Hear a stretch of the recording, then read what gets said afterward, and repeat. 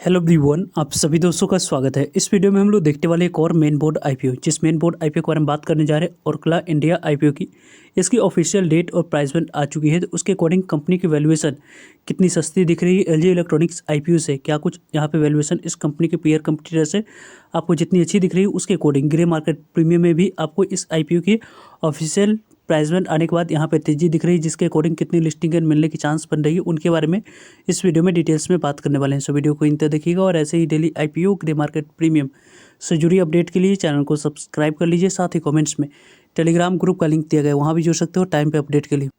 ओरकला India IPO को देखें तो ओरकला इंडिया आईपीओ 29 अक्टूबर से ओपन होने वाली है, यानी कि नेक्स्ट वीक ये आईपीओ की ओपनिंग डेट यहाँ पर रखी गई है। 31 अक्टूबर इस आईपीओ की क्लोजिंग डेट है, यानी कि इस आईपीओ में 29 अक्टूबर, 13 अक्टूबर, 31 अक्टूबर इन 3 डेट को इस मेन बोर्ड आईपीओ में अप्लाई करने के लिए समय मिलने वाला है। ऐसे इस आईपीओ में अप्लाई करने की यदि प्लानिंग आप यहाँ पे सेफ प्ले करके प्लानिंग कर रहे हैं, तो वहाँ पे आप लोगों को 29 अक्टूबर, 13 अक्टूबर इन 2 डेट को किस तरीके से कितने नंबर ऑफ टाइम से आईपीओ सब्सक्राइब होती है उसको देखकर आखिरी दिन 31 अक्टूबर को आपको अप्लाई करने की प्लानिंग करनी चाहिए। कंपनी की फेस वैल्यू ₹1 रखी गई है, यानी कि इस कंपनी में लिक्विडिटी यहाँ पे थोड़ी सी ज़्यादा रहने वाली है।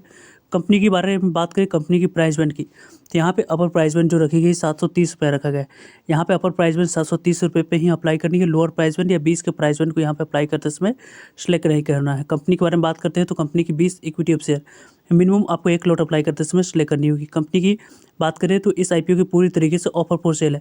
जो भी पैसा कंपनी रेज करी वो कंपनी के पास ना जाकर कंपनी के प्रमोटर्स और एग्जिस्टिंग शेयर होल्डर्स जो अपने स्टेक को डाइल्यूट करेंगे उनके पास पैसे जाते हुए दिखेंगे। कंपनी की टोटल इशू साइज के बारे में बात करें तो 1667 करोड़ की इशू साइज है, लगभग 1668 करोड़ की इशू साइज आप लोग कह सकते हो।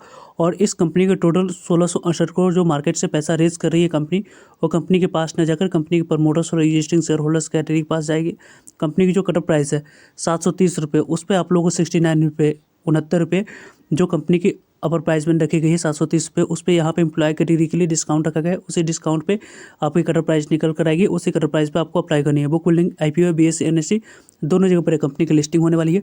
ओरकला इंडिया आईपीओ की जो टोटल इशू साइज की डिस्ट्रीब्यूशन है, किस कैटेगरी के पास कितने शेयर जाते हुए दिखेगी, उसको यदि हम लोग देखें तो यहाँ पे 50% शेयर क्यूआईबी को एलोकेट किया जाएगा, 35% शेयर रिटेलर्स कैटेगरी के पास जाने वाली है, 15% शेयर एनआई कैटेगरी के पास जाते हुए देखिए, यानी कि इस आईपीओ में रिटेलर्स को अलॉटमेंट मिलने की थोड़ी सी चांस ज़्यादा रहने वाली है। तो इस आईपीओ में थोड़ी सी आप लोगों को वेट एंड वॉच करके अप्लाई करने की प्लानिंग करनी चाहिए। वैसे आप लोगों को डेली के ग्रे मार्केट प्रीमियम और सब्सक्रिप्शन से जुड़ी इंपॉर्टेंट अपडेटेड वीडियो आप लोगों को इस चैनल पर मिलते रहेंगे। सो चैनल को सब्सक्राइब कर रखिएगा ताकि आप लोगों तक अपडेट पहुँच पाए।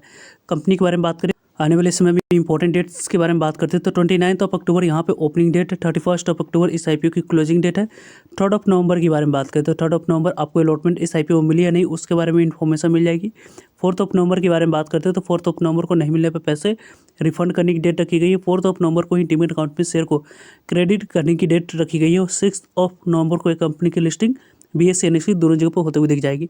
ओरकला इंडिया आईपीओ में मिनिमम 1 लॉट अप्लाई करने के लिए कितने अमाउंट्स की यहाँ पे रिक्वायरमेंट दिख रही है, तो लगभग 14,600 अमाउंट्स की यहाँ पे रिक्वायरमेंट है। मिनिमम 1 लॉट आप लोग अप्लाई कर सकते हो। स्मॉल एनआई कैटेगरी में अप्लाई करने के लिए लगभग आपके पास यहाँ पे 2,04,400 अमाउंट्स की रिक्वायरमेंट है। और बिग एनआई कैटेगरी में अप्लाई करने के लिए लगभग आप लोगों को 10,07,400 अमाउंट्स की यहाँ पे रिक्वायरमेंट दिख रही है। कंपनी के बारे में बात करें तो यह कंपनी की फाइनेंशियल हेल्थ के बारे में बात करते हैं तो फाइनेंशियल हेल्थ में किस तरीके से कैसे साउंड करी उसको यदि हम लोग देखें तो FY23 की डाटा कंपनी के द्वारा अवेलेबल करवाया गया है। देन 24 की डाटा है, 25 की है और 26 की 3 मंथ की। यहाँ पे 3 मंथ की डाटा अवेलेबल है, यहाँ पे 12 मंथ की, यहाँ पे भी 12 मंथ की यहाँ पे डाटा कंपनी के द्वारा अवेलेबल होते हुए दिख रही है। कंपनी के एसेट के बारे में बात करते हैं तो कंपनी की एसेट किस तरीके से कैसे ग्रो कर रही है उसको यदि हम लोग देखें तो 3102 करोड़ के पास 23 में एसेट थी।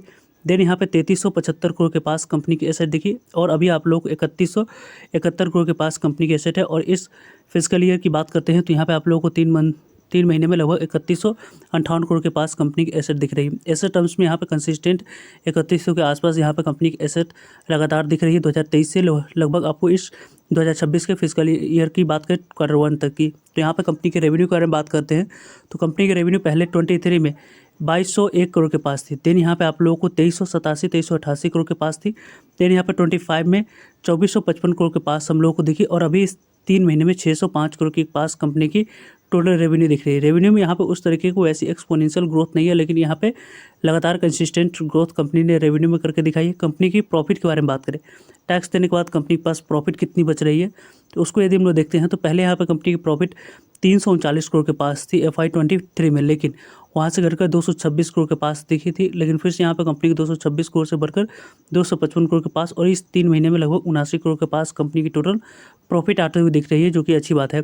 कंपनी की EBITDA के बारे में बात करें तो EBITDA मार्जिन यहाँ पे कंपनी की अच्छी है, लगभग 312 करोड़ के पास थी, 344 करोड़ के पास, 396 करोड़ के पास, अभी 112 करोड़ के पास कंपनी की EBITDA दिख रही है। कंपनी की नेटवर्थ के बारे में बात करें देखते हैं तो नेटवर्थ में यहाँ पे कंपनी की लगभग 2237 करोड़ के पास थी, 2201 करोड़ के पास। देन यहाँ पर 1853 करोड़ के पास, अभी 1931 करोड़ के पास दिख रही है। रिजर्व एंड सरप्लस के बारे में बात करते हैं तो पहले 2227 करोड़ के पास थी, 2793 करोड़ के पास, 2445 करोड़ के पास, और अभी 2523 करोड़ के पास रिजर्व एंड सरप्लस दिख रही है। टोटल बोरोइंग के बारे में बात करें कर्ज की, तो यहाँ पे 2.33 करोड़ के पास कर्ज दिख रही है। कंपनी की ओवरऑल यदि हम लोग डिस्कस करें कि यहाँ पे इस जो फंडामेंटल है उसके बारे में बात करते हैं तो कंपनी की जो रिटर्न ऑन कैपिटल एम्प्लॉयड है वो आप लोगों को 33% के पास दिख रही है। रिटर्न ऑन नेटवर्थ के बारे में बात करें 34% के पास है, एवरेज के पास दिख रही है। Profit after tax margin PAT की बात करते हैं तो लगभग 11% के पास है। EBITDA मार्जिन 16.5% के पास है, और 5.40 की यहाँ पे प्राइस टू बुक वैल्यू और 10,000 करोड़ की टोटल मार्केट कैप इस कंपनी की निकल कर आती हुई दिख रही है। कंपनी के ओवरऑल यदि हम लोग डिस्कस करें पोस्ट IPO कंपनी की प्राइस टर्निंग 32 की रहने वाली है। इस कंपनी के पीयर कंपटीटर के बारे में बात करें जो पहले से ही BSE NSE दोनों जगह पर लिस्टेड है उनके बारे में बात करते हैं तो Tata consumer products limited company के बारे में बात करें तो इस कंपनी की पीयर कंपटीटर पहले से एप्पल टू एप्पल कंपेयर नहीं किया जा सकता है, लेकिन कंपनी ने जो पीयर कंपटीटर के तौर पे अपने कंपटीटर को यहाँ पे बताया उसके अकॉर्डिंग कंपनी की Tata consumer products limited company की जो प्राइस टर्निंग है 19 के पास है, यानी कि आपको 90 के पास दिख रही है, और इस कंपनी की 31 के प्राइस टर्निंग पे दिख रही है कंपनी की कटर प्राइस, यानी कि वैल्यूएशन वाइज अपने पीयर कंपटीटर्स कंपनी ने काफ़ी सस्ती वैल्यूएशन की डिमांड्स रखी, जिसके कारण से इस कंपनी की ग्रे मार्केट प्रीमियम में काफ़ी अच्छी यहाँ पे मोमेंटम दिख रही है। इसी मोमेंटम के कारण से इस IPO में आने वाले समय में अच्छी लिस्टिंग मिलने की चांस बन रहेगी। यदि हम लोग बात करें LG इलेक्ट्रॉनिक्स लिमिटेड कंपनी की तो वहाँ पे भी आप लोगों को अपने पीयर कंपटीटर से कंपनी ने वैल्यूएशन में थोड़ी सी आप लोगों को गैप छोड़ी रखी थी, जिसके कारण से उस कंपनी को काफ़ी अच्छे रिस्पॉन्स मिलते हुए दिखा था हम लोगों को, और वैसे ही इस कंपनी में भी आने वाले समय में अच्छे रिस्पॉन्स मिलने की चांस है, क्योंकि इस कंपनी की जो कटअप प्राइस रखी गई है इसके बारे में यदि हम लोग डिस्कस करें तो यहाँ पे इस कंपनी की कटर प्राइस जो निकल कर आ रही है 100 रुपीज़ पे इसके ग्रे मार्केट प्रीमियम कारोबार करती हुई दिख रही है। करेंटली 730 रुपये जो इस कंपनी की कटर प्राइस है उसमें आप लोगों को 100 रुपीज़ एड ऑन करते हैं तो 830 रुपया लिस्टिंग प्राइस निकल कर आ रही है, और 13% के आसपास लिस्टिंग मिलने की चांस बन रही है, यानी कि इस IPO के अकॉर्डिंग 1700 से लेकर 1800 के आसपास ये IPO एक लॉट पर लिस्टिंग देती हुई दिख रही है। इस तरीके से इसके ग्रे मार्केट प्रीमियम में SH रिपोर्ट के अनुसार से कारोबार होते हुए दिख रही है। वैसे इस IPO में आप लोगों के द्वारा किस तरीके से कौन सी कैटेगरी में अप्लाई करने की प्लानिंग करें या स्टडी आप लोग किस तरीके से करने की प्लानिंग करें कमेंट्स करके बता सकते हैं। फर्दर जो भी डाउट आप लोग पूछ सकते हो। मिलते हैं एक नए इन्फॉर्मेटिव वीडियो में, तब तक के लिए जय हिंद जय भारत।